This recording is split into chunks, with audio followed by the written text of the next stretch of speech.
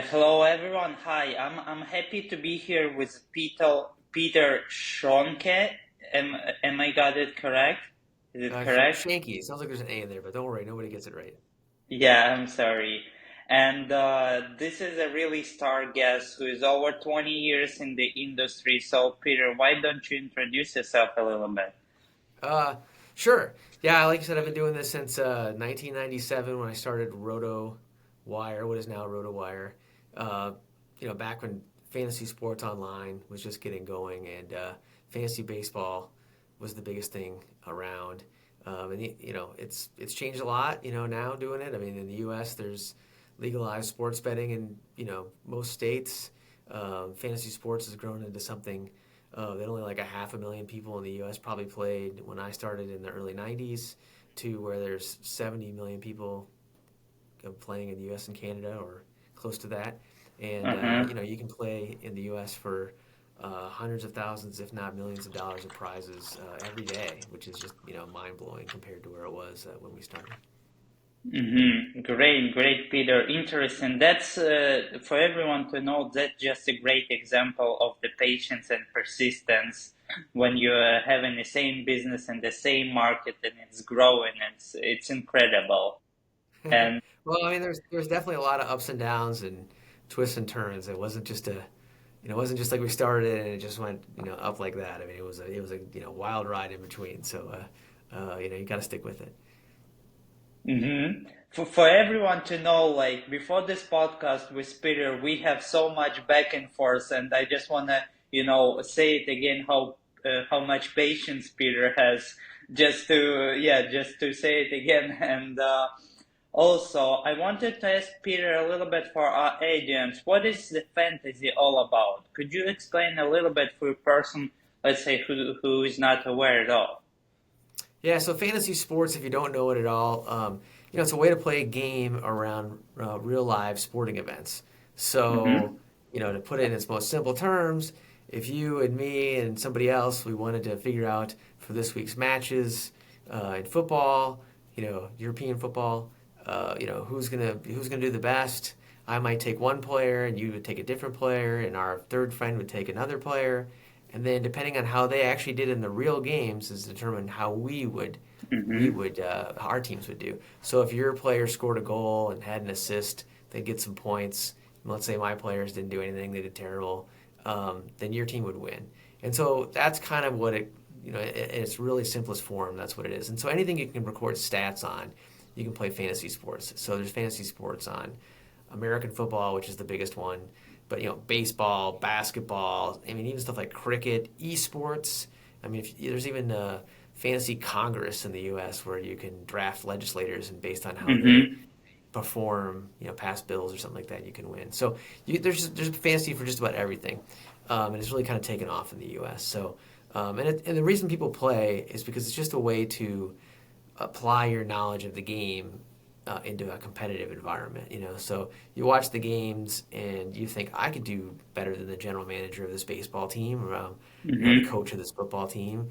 If this player is going to be great, this player is terrible.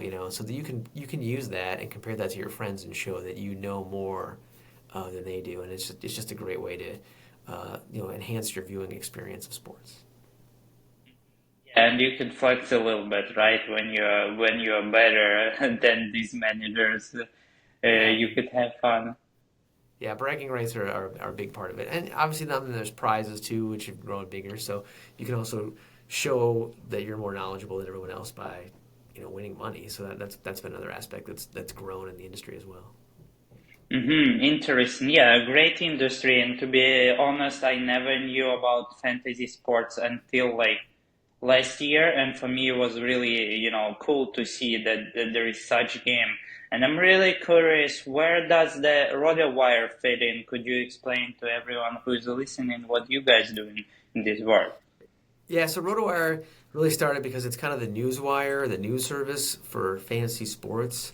So when we Mm-hmm. started in the 90s, there was very little coverage, especially of individual players.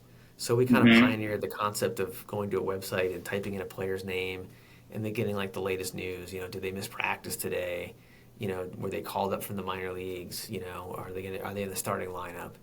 And so that has just evolved over time. So just about every platform in the U.S. and even beyond that relies on RotoWire for their player news and injuries. So FanDuel, DraftKings, ESPN, Yahoo, CBS Sports, NFL.com, they all rely on RotoWire. When you see the little icons that tell you who's injured, or you click on the player and a note comes up to tell you, like, what happened in practice today, that comes from us. So we're kind of the industry's leading resource for news and information.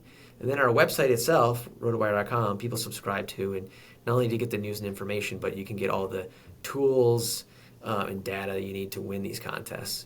So we have cheat sheets and player projections, and really up to the second news and information on all these players. So when it's when the lineups are announced for an English Premier League match, about whatever it is, 60 to 90 minutes before the start of the game, who's playing, who's out, all that kind of stuff. We have that instantly, and then change all the projections and everything like that. So it's just a way to really win your league and do better, and a good resource for it.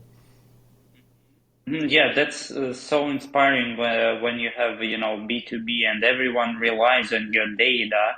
But that's now, like, everyone needs data now. Really interested to know how you got this idea to start RotoWire. What was the idea? What was the initial spark? Like, hey, we Well, should the try initial this. spark was that before I did this, I was actually a business reporter, and I covered the Mm-hmm. financial markets in the U.S. So I covered the stock market, and then later the futures and options markets in Chicago. And this was kind of before the internet it was anything. The traders on the floor, they'd be waving at each other to buy and sell, and they had terminals on the side, so like basically computers. And they would go over there, and there's one that was the Bloomberg terminal. I worked for Dow Jones, which is a rival network, and you type in the stock symbol or the security symbol, and it'd pull up all kinds of news and information and stats on whatever it was you're trading. And my friends and I had debated starting a business. The internet was just getting going, and we had a bunch of ideas. And then eventually I said, we already play a whole bunch of fantasy sports. Why don't we kind of Mm-hmm. do for fantasy sports what I do for my day job? And so I built a website that was kind of like similar, that way you could type in a player and just get all kinds of information on him, and that it just kind of took off. I mean, it was very popular very quickly because it just filled a need for that kind of information that wasn't available. This is long before there was no Twitter. There was no Mm-hmm. there was no social media. There's very little services online. So it was very hard in those days if you're playing fantasy sports to figure out what was going on with just about any player, but especially the non-star players. So if you played Mm-hmm. fantasy baseball back in the day, and you had like a bench player, for a team that was like really far, out of town. I would say like I lived in Mm-hmm. Minneapolis, and if to figure out what was going on with the San Diego Padres, I mean, the only way you could really do that would be if you subscribed to the San Diego newspaper, local newspaper. Mm-hmm. Which, if you did that, it would arrive, a couple days late, right through the mail. Yeah. And so it was really hard to find info on these players. And so once we had a service where you could type in a player and get the information, it was like revolutionary. And of course, our information would still be like days late, but it would be, somebody you'd be able to find it, right? You'd be like, that guy missed the game on Monday. What happened to him? And then like we'd find out the information on Tuesday or Wednesday, put it in our system, and somebody would, Mm-hmm. be able to figure it out on Wednesday. That was like, phenomenal. Like now it happens in, Mm-hmm. now it happens in like 5 minutes, or less. Yeah. But back then it was. But then we just kept going with. There were blogs, online newspapers. They would publish at like 2 in the morning, and we'd get all those.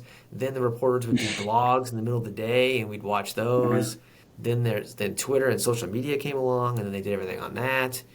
So we know who to follow to get this information, and then we'd be listening to all the local radio stations and watching the games, and just any source that we could find on this stuff.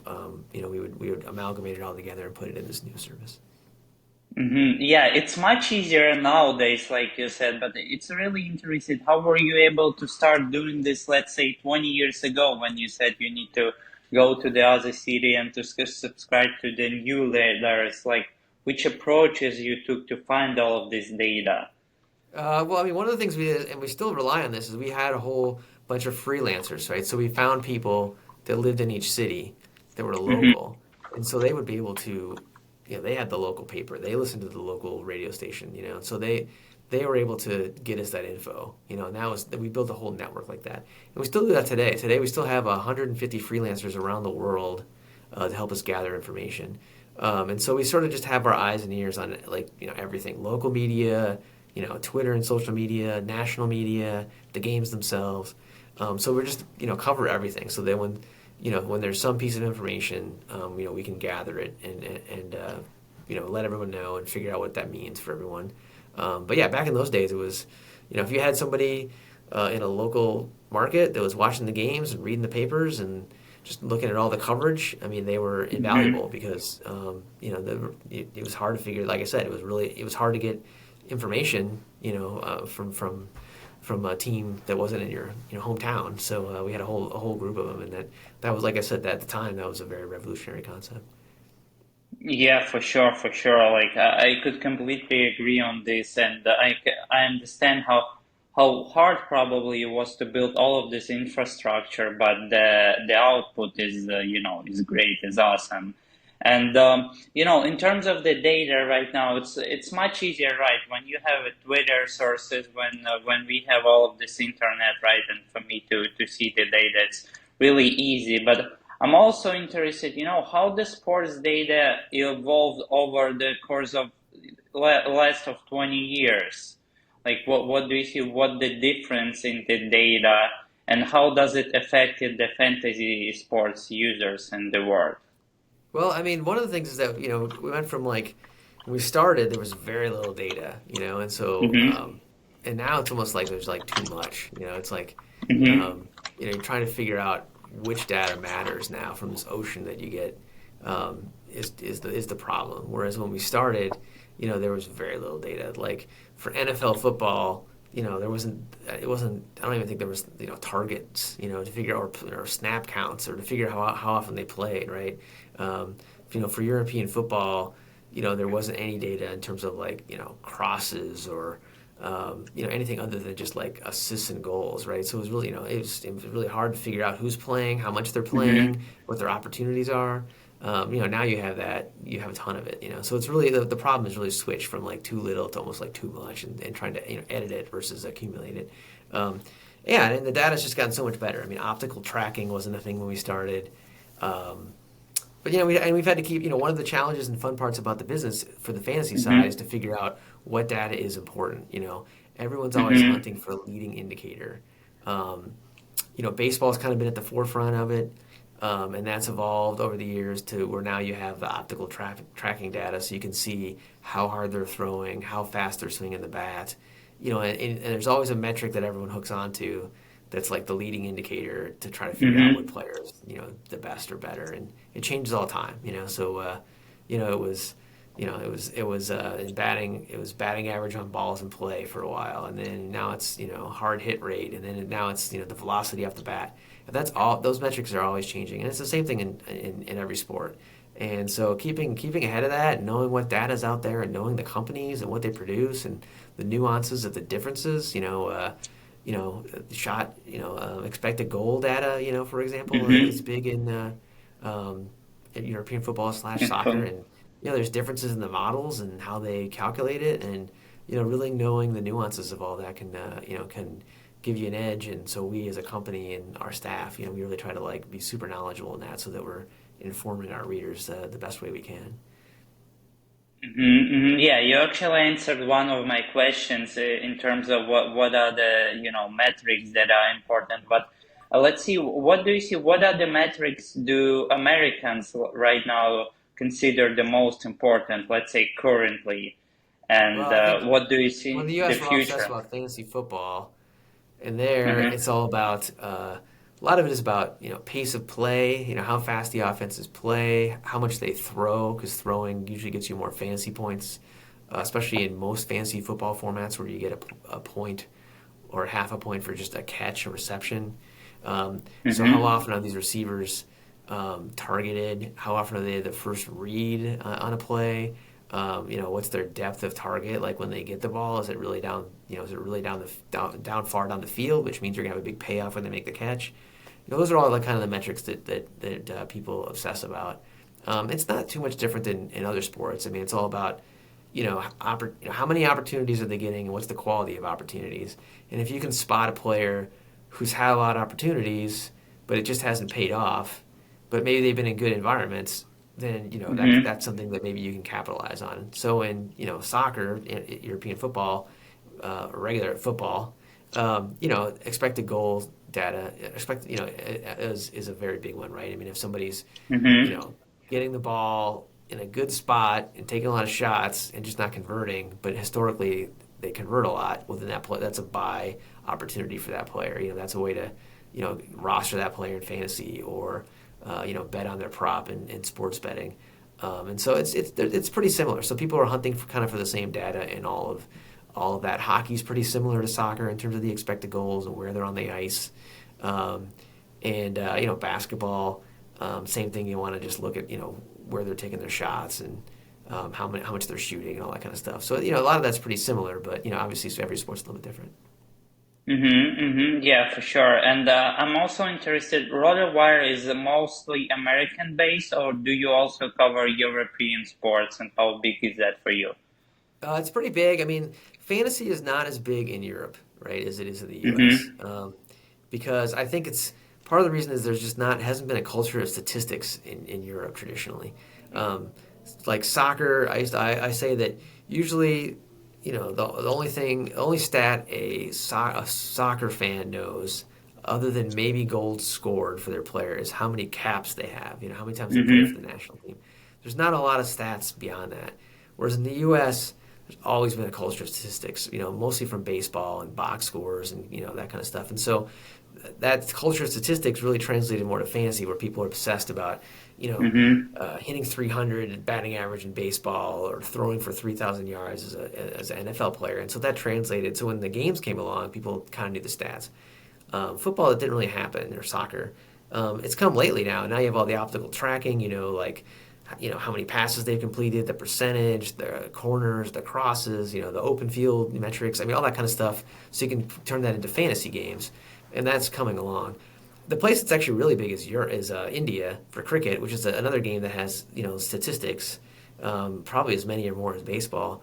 There's over 200 million people in India that play fantasy sports, primarily cricket. There's a company called Dream 11 that's the biggest fantasy sports company in the world in terms of the number of people playing on it. I mean, they have close to 200 million customers. So that's pretty big. Mm-hmm. So RotoWire does service that. So I think. Thank you, Peter, for such interesting discussion. It was great to have you. Yeah, thank you.